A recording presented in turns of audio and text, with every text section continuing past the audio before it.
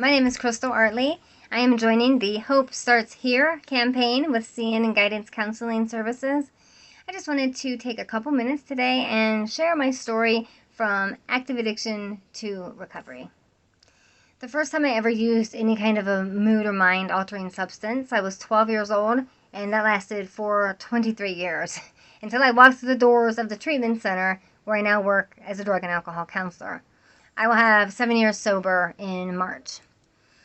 During active addiction, I struggled with depression, loneliness and isolation, self-loathing, anxiety, with my, addiction issues on top of all that, and feeling inadequate as a mother and as a family member and a productive member of society, and the guilt and the shame that I put on myself, as well as the shame and stigma that society puts on addicted people, has a way of just piling up and piling up.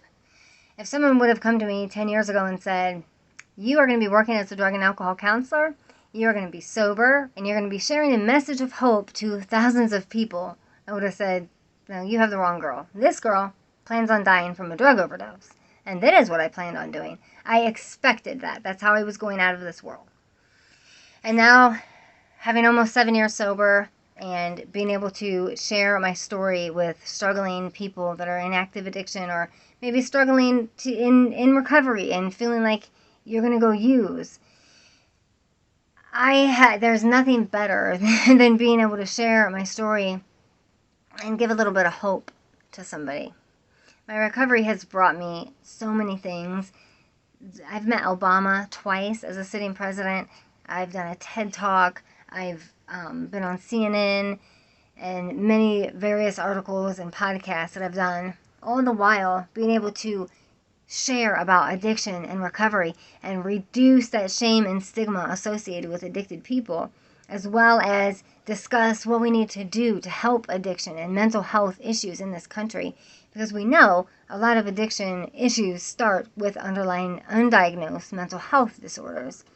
So, doing all those things was great, and it was a once-in-a-lifetime opportunity.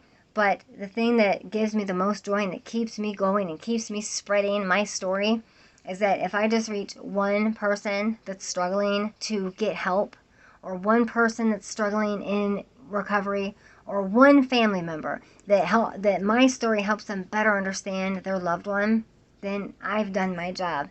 Because as a community of addicted people, we need to come together and, wrap our arms around each other and help one another, because we understand where we come from.